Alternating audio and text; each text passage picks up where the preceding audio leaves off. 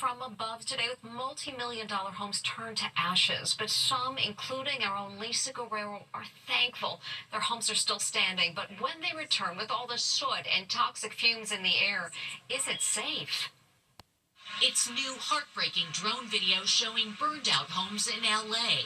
House after house has been reduced to piles of ash. But many of the homes that are still standing are severely damaged by smoke and toxic chemicals. I gained entry into my home for the first time with no idea what was waiting for me.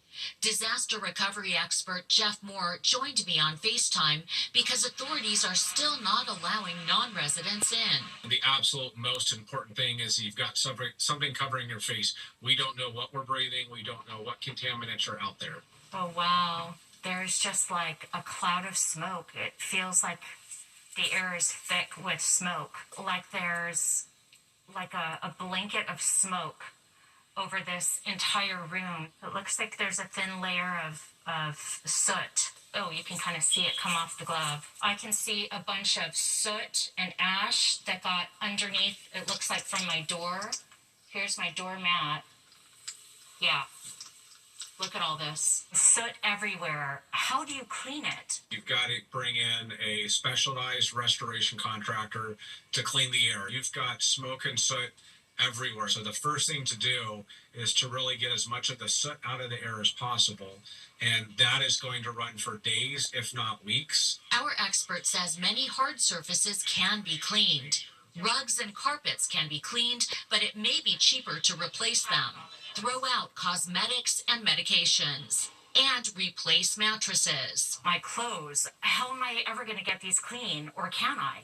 There are specialty dry cleaners that only deal with fire damage. Looks like I won't be able to live here again for months. And look, this was once the world-famous Moonshadows restaurant, an oceanside landmark for more than 50 years. Jim Murray picks up the story. I was with restaurant owner J.D. Slacker as he returned for the first time. When I heard that Moonshadows burned, I thought, okay, I'll see a structure that I could recognize. And, oh, that's Moonshadows. I don't see anything. Yeah, I was shocked. This is an incredibly scary, just apocalyptic sight. The popular restaurant once offered breathtaking views of the Pacific Ocean. Today, just charred pilings remain. A concert is being organized to benefit fire victims. Lady Gaga, Katy Perry, and Billie Eilish are among those performing on January 30th.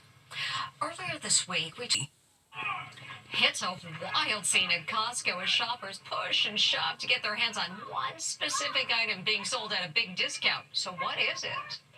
This isn't Black Friday. These shoppers are racing through Costco today. She said against the law, against the law. What's all the fuss about? Oh my God!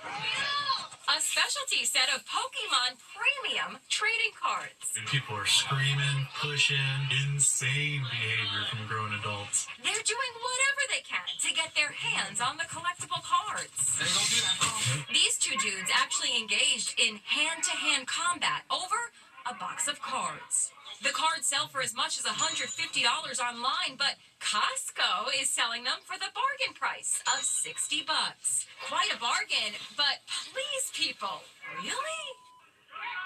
A Costco rep says no one was seriously injured and no arrests were made. He's the pizza guy being called a rock star for delivering pies in a snowstorm. So why did he only get a $2 tip? Wearing just sweats and sneakers, this pizza delivery guy is trudging back to his car after making a delivery. A police officer has a question for him. You delivering a pizza, bro? 20-year-old Connor Stefanoff just walked half a mile to deliver pizza to a hungry customer. Then he had to walk the entire way back because the road was closed. This dude came, I don't even know where he came from. Then the officer pops a big question. Did you get a good tip? $2. How much was their order? $40. $40 and a $2 tip. Yep, that's a 5% tip. Are you kidding me? Officer Richard Craig is plenty outraged. Cold-blooded.